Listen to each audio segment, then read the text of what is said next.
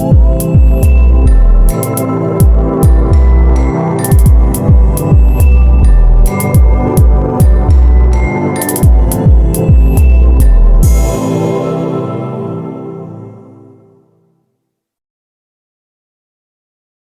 ખેડૂત મિત્રો, કિસાન ક્લિનિક રામોદમાંથી હું પ્રશાંત ધડુક આપ સર્વે ખેડૂત મિત્રોનું હાર્દિક સ્વાગત કરું છું.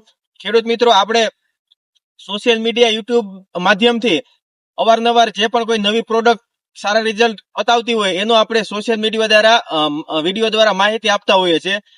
આજની તારીખ છે 25 ઓગસ્ટ 2026 અને આજે આપણે આ મગફળીના એક ફિલ્ડમાં ઊભા છીએ અને આ મગફળી ગિરનાર મગફળી આજે આશરે 60 દિવસથી થવા આવી છે.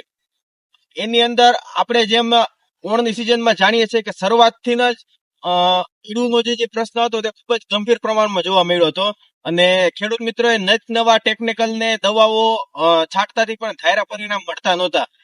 તો આ જે મગફળી છે તેમાં 18 તારીખે આજે જૈવિક એગ્રી સાયન્સની ફીટો કે જેનું 15 ml ના માપ રાખીને દવા છંટકાવ કરી હતી અને આ જે મગફળીના ગરધણી કે જે હસુભાઈ ગજેરા કે જે આપણી સાથે છે, કઈ તારીખે આપણે જે આ ફીટોનો ઉપયોગ કર્યો છે?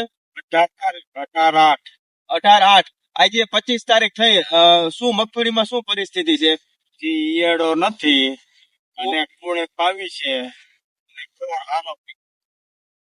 સારી છે, કોર સારી છે, નવી જે પાંદ જે નીકળ્યા છે તેમાં કોઈ પણ પ્રકારની ઈયળોનો ડંખ નથી કે જે સૂચવે છે કે નવું નુકસાન થતું બંધ થઈ ગયું છે. અને તમે વિડીયોમાં પણ જોઈ શકો છો એક સમાન દરેક પાંદડું આખું અને નિયમિત છે કે જે આ દવાનું રિઝલ્ટ સૂચવે છે.